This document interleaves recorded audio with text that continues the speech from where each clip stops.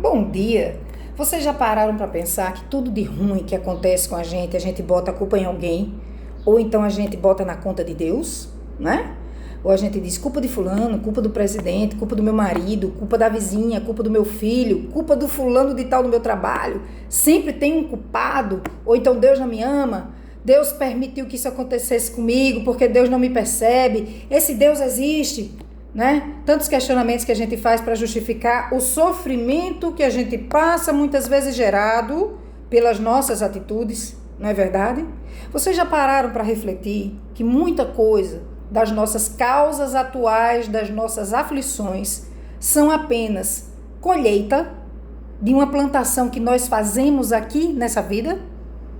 Já pararam para pensar que nós usamos muita imprudência ao agirmos, dando vazão aos nossos vícios morais como o egoísmo, o orgulho, a vaidade, e depois a gente não lembra que fez assim, ou que falou assim, ou que fez assim, etc e tal, ou que foi arrogante com o nosso próximo, ou que foi injusto. E aí volta pra gente. Lei da ação e reação. Tudo volta para você. Por isso que Jesus sabiamente nos ensinou não fazer com o próximo aquilo que você não gostaria que fosse feito com você. Não é verdade? Eu achei aqui uma reflexão no Evangelho segundo o Espiritismo fantástica acerca disso, no tema causas atuais das nossas aflições. E ele nos faz pensar acerca disso tudo que eu acabei de falar. Vou ler um trechinho só para vocês entenderem.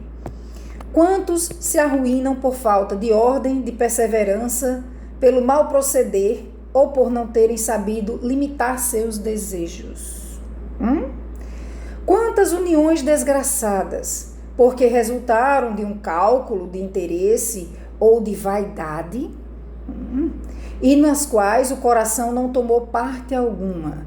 São aqueles casamentos onde, entre o interesse social e o interesse material, né, o interesse sexual menos o amor, aquele que é provido pelo respeito, pela lealdade, pelo zelo, né, pela afabilidade desprendida, né? Quantas dissensões e funestas disputas se teriam evitado com um pouco de moderação e menos suscetibilidade? Ele está falando aqui da nossa ausência de humildade. A moderação, ela vem quando nós percebemos que não somos melhor do que o outro com quem estamos discutindo e que não podemos ser arrogantes, achar que somos donos da verdade, que minimamente precisamos ouvir o outro com respeito, considerar a sua colocação. Sim, continuaremos a ter o direito de discordarmos, se for o caso, mas tudo isso nós precisamos fazer com humildade e respeito, mas nós fazemos. Faça uma avaliação das últimas 5 discussões que você teve na sua vida, em casa, no trabalho, com seus amigos, e observe como foi a sua postura. Esqueça do seu amigo, observe a sua, ok? E ele continua aqui. Quantas doenças e enfermidades decorrem da intemperança e dos excessos de todo gênero? Aí você come bastante, engorda muito e diz que não consegue fazer dieta. Não é assim que nós somos? Mas nós não suportamos o fato de ficar obesos, né? Mas isso é só uma colheita, não é verdade? Quantos pais são infelizes com seus filhos porque não lhes combateram desde o princípio as más tendências, né? Outro dia eu estava indo deixar minha filha na escola e reparei que tem muitas mães ainda com filhos de 12, 13, 14 anos já, que ainda carregam a mochila do carro até a escola para o filho não carregar. Ainda tem muito pai e mãe que aceita que o filho grite com ele. Mas ele já pensou um negócio desse? A hora de ensinar que se fazer respeitar é importante é essa. Aliás, é desde muito cedo. Você não pode nunca ensinar seu filho que tem limites, que todo erro tem que ter uma punição e querer que na vida futura ele lhe respeite ou ele haja como uma pessoa de bom caráter. E a sua contribuição para essa formação desse bom caráter, como foi? Foi punitiva? Foi ensinativa? Você ensinou? Você evangelizou? Né? Você deu limites? Apesar de ter doído em você, de ter entrado em dissensão com seus filhos, você fez isso? Ou você deixou que tudo transcorresse na mais santa paz para não ter atrito dentro de casa e seu filho crescesse achando que podia o que fazer? Aliás, podia fazer o que quisesse. Foi assim? Já parou para refletir? E aí ele continua. Por fraqueza ou indiferença, deixaram que eles se desenvolvessem os germes do orgulho, do egoísmo e da tola vaidade, que produzem a secura do coração. Depois, mais tarde, quando colhem o que semeiam, admiram-se e se afligem da falta de deferência com que são tratados e da ingratidão deles. Olha aí, a gente faz as coisas erradas, planta errado, colhe o que plantou, mas não entende por que está plantando aquilo. Não é assim?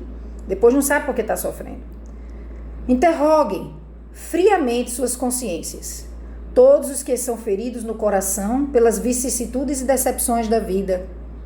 As traições, o abandono, a discórdia, né? A guerra de vaidades, os sentimentos de vingança, dos quais você é autor e dos quais você é vítima, né? Remontem passo a passo a origem dos males que os torturam e verifiquem se as mais das vezes se poderão dizer: se eu houvesse feito ou deixado de fazer tal coisa, não estaria em semelhante condição.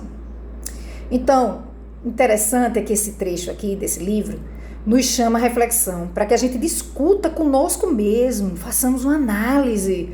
Sim, olhar para dentro é difícil, é doloroso, pode parecer até sombrio às vezes, dependendo das coisas que nós tenhamos feito. Mas é importante, é indispensável até. Seguir adiante é doloroso. Crescer dói, né? Essa frase não é minha, mas é muito verdadeira. Crescer dói. E fazer reforma íntima, baseada na resolução dos nossos sofrimentos, passa por analisar as nossas atitudes.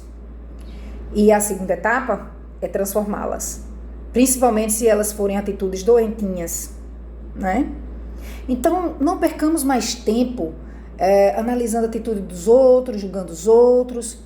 Vamos começar a cuidar do nosso eu interior, olhando o que a gente faz de errado, onde é que a gente pode melhorar, observar as nossas atitudes malfazejas e indo transformando-as pouco a pouco, combatendo com dificuldade, mas com perseverança, com limitações, mas com esperança, o nosso orgulho, a nossa vaidade, o nosso egoísmo, onde está toda a fonte dessas dissensões.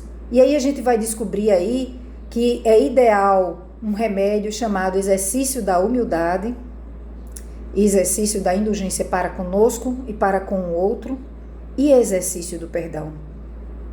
Outro dia a gente fala sobre isso, tá bom? Um beijo a todos, tenham um bom dia.